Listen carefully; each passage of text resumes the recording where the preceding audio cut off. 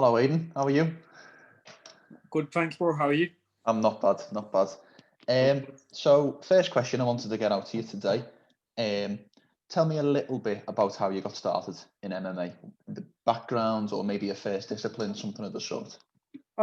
So I did it from quite young. I started training when I was in secondary school, doing like kickboxing, Thai boxing, and I started watching UFC at that kind of age. So I kind of knew what I wanted to do as soon as I saw it. Man, I was like, yo, I already kind of wanted to fight. Well, my goals were more in like Thai boxing and K1, but then when I saw UFC, I was like, yo, this looks different. So I was still Thai boxing until I was about 16, but I probably started taking the MMA more serious about that age. Yeah, Can I ask, when you say you saw it in school, do you have a rough kind of, I'm not 100% on age and stuff like that, so... Oh, yeah. So secondary school, probably like, I was kickboxing, Thai boxing from like, probably about 12. Yeah. And like competing in like little shin pads and gloves and head guards. And So are you 25 now? Is that correct? Yeah, 25 now. 25 so it would now. have been maybe Chuck Liddell era, maybe, or would he have just been fading out and it might have been early John Jones era or something? Chuck Liddell was the champ when I was watching. Yeah. I remember Chuck Liddell being the champ. Remember Rashad coming up and that. Remember Shogun. Like I saw all of them fights, man. So yeah, man. I remember when I first started watching UFC, Lasky was the champ, and he lost to Tim Sylvia. So that's the kind of period. Yeah. It's amazing looking back at Arlovsky as the champ, and looking at Arlovsky now. I used to love him, man. I used to love him. Well, I think the thing with him is he slows the pace right the way down, and he does get clipped and knocked out every now and then, but only by the elite. Yeah, it's that the game's kind of evolved a lot, man. Like he's good with the old school guys, but he ain't really, it's different now. It's a whole different game to like 10 years ago. Yeah, man. Yeah, great. So the next question I maybe wanted to talk about was maybe starting at so you've had your amateur career and you've moved into Cage Warriors, and you've compiled a start of your career, and then in your first fight in Bellator against Saul Rogers, I watched it back a little bit earlier, and one kind of narrative that the commentary team were making was it was a striker versus a grappler. You being the striker and Rogers being the grappler. But having looked at your record, over half of your wins are by submission. So do you feel like the striker, the being predominantly a striker, do you feel like that's a fair analysis of your skills, or do you feel like you're a bit more well-rounded? I'm just a martial artist, man. I train everything. I train everything to the best I can, But people are you're just gonna be what people see you as. So I guess I've got a lot of submissions on my record, but I've never been known for trying to grapple guys and get hold of them, and like I've sub guys, but it's just been, if they give me the sub, I take the sub, man. I'm dangerous everywhere. I'm dangerous everywhere, man. Yeah. I haven't had to force anything, and that's probably what it is. You don't really see me going for much takedowns in there, but not that I won't, man. But yeah, man. It's a case of if it's there, you're going to take it, but predominantly you would prefer to strike. It's like my last fight, they're talking a bit about my grappling because I got the submission in the fight before that. But yeah, man, the people just kind of look at your last performance and then this game, man. Yeah. Just how it is. Yeah. So in conclusion, you feel like the striking is where you want to be, but it's not a fair comparison, a fair analysis to say you are just a kickboxer. Not even that, bro. Not even that. Like I'm just a martial artist, man. I train everything, Be like what I mean, like Bruce, Literally, like just I fight everywhere. I just flow with the fight, go with the fight. Yeah. And so you had your last fight. You had your last fight in September, and you had the second round KO. Can I just ask, was that KO a kick or a knee? Because the camera angles don't really. It doesn't make it. It was a kick, but the knee caught him. He was dipping his head. That's why I was faking the kicks, because I knew he was looking for the takedown, and I seen him dip his head, so I just threw the kick, and he came in. If he didn't come in, it would have been the shin, but he did come in, so it was the knee. So yeah. And talk to me a little bit about your preparation through this kind of. I suppose September we were kind of a little bit more lenient on the rules. I suppose you could maybe get in the gym a little bit more, but give me an idea of what a training camp through all this was like. It's been different all year, to be honest, man. Like, you know, all of 2020 we've been like in and out of quarantine and that. So I've done a lot more. I just had to focus on different things. Like when you haven't got the gym, you just kind of you end up working on. When you got the opportunities to use the gym, you'll work on what we're working on there and then. But when I was training for the fight, I never really had any issues. You know, it was pretty good. It's probably the best camp I've had. Yeah. We've just got less guys in the gym. That's the main difference for us. But if anything, it's just the pros in the gym and the top guys. So it's probably better for the fighters, man. I'm not complaining, you know. I'm not saying COVID and quarantine is good, but I'm not complaining at the situation, you know. Yeah. Just kind of deal with it. So you could still get the level of sparring and stuff like that you feel like you needed to prepare. Definitely. Sparring the same people I would have been sparring if we weren't in this situation. So yeah, man. You seem to have your kind of core group of guys as well at the gym. You have yourself, you have Jai Herbert, and you have the Edwards brothers. So that wasn't changed too much. Got a lot of good guys at the gym, man. You know yourself, like Team Renegade. We got the best fighters in the UK, Europe, some of the best fighters in the world. So yeah, man, no issues with training. Would you say, just going off topic a little bit, but would you say that Team Renegade is the best British camp? By far. Yeah. I'd say it's one of the best teams in the world, if not the best team in the world. Like, it's just going to be a matter of time. I think, obviously, we all know the levels. We train there, but when people start winning all the world titles, then people will realise, you know. Yeah. I think it won't be long before Rocky gets the welterweight title. You know, we got Breeze in the UFC as well, middleweight title. I wouldn't be surprised to see that soon. Jai Herbert, UFC lightweight, Fabs middleweight, Bellator, me featherweight. But we got all the belts, man. All the belts.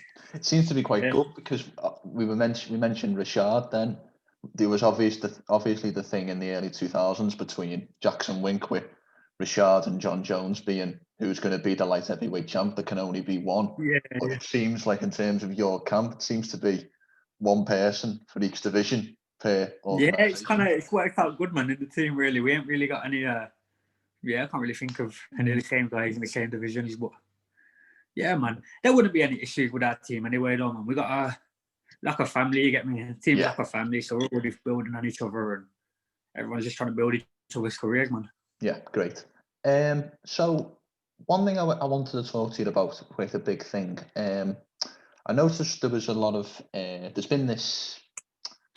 I think it was Josh Thompson leaked this idea that Bellator are going to introduce a formal kind of ranking system.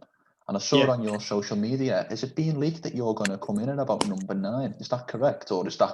I don't know, man. Like I woke up that day and loads of things tagged of me, man. Like it was an MMA journalist or something based over in the States, but I saw it, man. So obviously I shared it, and yeah, man. Yeah. If that's where I am, I wouldn't be surprised, man. And they're the kind of guys that I want to be fighting anyway. So I want to be there, you know. Well, that's what I wanted to ask. Obviously, we've got this Grand Prix going on now, and we've got one finalist and we've got a semi-final. Is there someone maybe in who's fought in that Grand Prix you want next, or is there a big? If Aiden Lee could pick his next fight, who would Aiden Lee pick?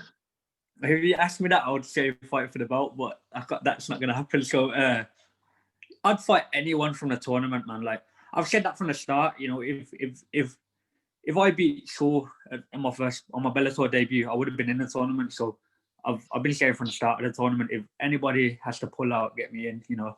But I'd like to fight someone that was in the Grand Prix. You know, that's kind of represents like the top guys in the division. So they're the guys I want to be fighting, and that's what's going to progress you to fight for the belt. So definitely anyone from the Grand Prix, man. I don't need to choose names. Anybody. I suppose as well, another factor about that is obviously whoever wins this, if we presume Pitbull is going to be the favourite against Emmanuel Sanchez, which isn't an easy fight. Sanchez is a force to be reckoned with. And whoever becomes champ of them 3 that are left, there's been 7 other at least in these quarterfinals, there's 7 other people who've been beat recently. So a fighter like you, maybe with a win over a higher ranking name, can really get in that title picture soon, because definitely. Yeah. I think it shows when I fight, man. Like even my last fight, like when I got on the mic after and I was buzzing, man. But you know, it shows. I was on the prelims of the last card, and it was the best moment of the whole card was my knockout, to be honest, man. You know, so yeah, they need to get me fighting them guys. You know, Yeah. they'll see when I fight again, and I'm sure they'll push me more again as well. So we have this Bellator Euro series to do, and obviously your teammate Fabian Edwards headline that card. Is that something you want to move into soon, headlining? Definitely, man. I think I don't see why in the next 12 months I couldn't headline the Bellator card. I think if I keep finishing guys the way I did in my last 2 fights, then that will come soon. Yeah, definitely. One thing I wanted to ask you about, and looking at this over your social media, you seem to do quite a lot of work with the hanging ropes. You seem to do a lot of gymnastics or maybe calisthenic work. Is that something that you feel really helps in terms of the? I'm always looking for new things and trying to improve my training. You know, there's never a month where I haven't done something that I've never done before the month before. So I kind of started that over the past 12 months, you know, over this quarantine kind of period. Started doing a lot more strength and conditioning. I was always doing my SMC, but I kind of went onto a bit more of the gymnastic stuff. Doing a lot of lifting before that. Yeah. But it's been good, man. I've noticed a lot of progression. I feel stronger, mobile. It's good, man. Yeah. I'd recommend anybody to do it.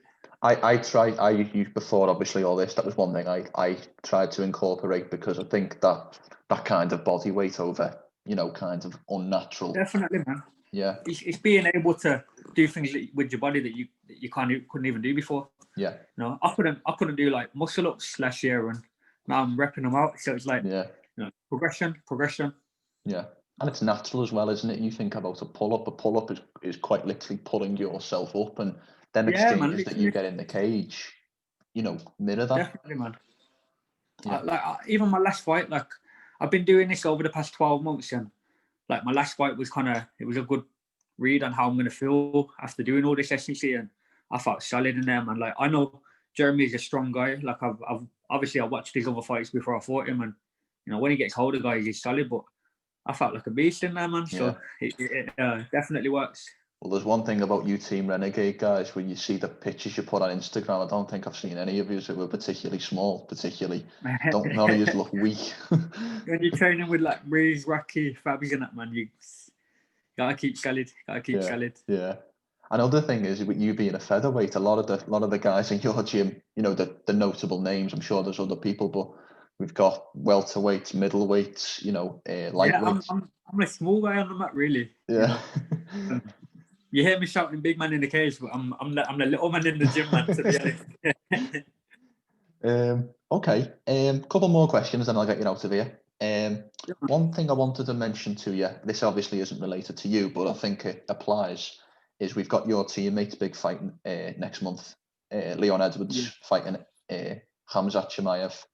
There's been a lot made of this fight. I think that's pretty clear in terms of, you know, should Khamzat be fighting someone as high as Leon? Should Leon be fighting someone as low as Khamzat? Tell me a little bit about what Liam's been doing in the gym and what's going to happen on the 19th of December. I won't be specific, but Leon's he's been training, man, and he'll be ready. And like all his previous fights. Yeah. Best team in the world, and we prepare properly, and we'll see that in the cage. I think people are going to be surprised, and I agree with what he's saying. I think you know, it's early for Khamzat to be getting this fight, and I think it's going to be a big shock when he gets in there. But yeah, man, people will see. It's a very funny fight, isn't it? Because, you know, 8 fights. Is he 8-0?